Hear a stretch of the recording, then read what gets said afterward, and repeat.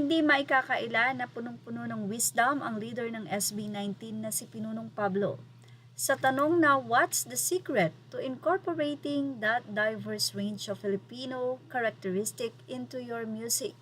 Narito po ang sagot ng pinuno ng SB19. Pablo, I don't think you need to force specific elements into the music. Because if the goal becomes simply to include Japanese elements like we have to make it sound Japanese, then it loses its authenticity and realism, right? When we feel that the Filipino sound is necessary for the message we want to convey, we try to incorporate it naturally that way. The finished product is more natural. The important thing is not to create white with idea of we absolutely how to put a Filipino element here. First, we attract people with the message and the overall sound, drawing them into our world. After that, I think we can finally introduce our own culture and background. Hindi maikakaila na ang SB19 leader na si Pablo ay masasabi nating isa sa pinaka-best na leader ng isang grupo katulad ng SB19. Yung strategic at visionary, malinaw ang kanyang direksyon. Sa mga interviews ng SB19, makikita na si Pablo ang isa sa may pinaka-clear na vision para sa grupo, mula music direction hanggang long-term goals. Hindi lang siya nagli-lead sa present, iniisip niya talaga ang future. Marunong siyang magdala ng pressure. Open siya sa pag-share ng struggles, creative blocks, expectations, at responsibility bilang leader.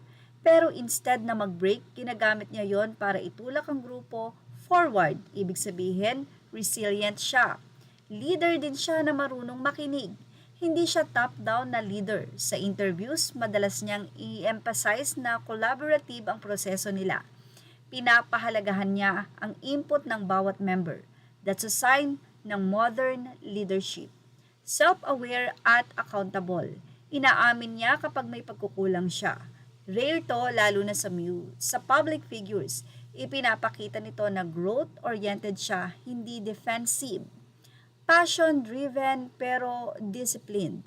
Ramdam sa mga sagot niya na mahal niya ang ginagawa nila. Pero hindi lang puro passion.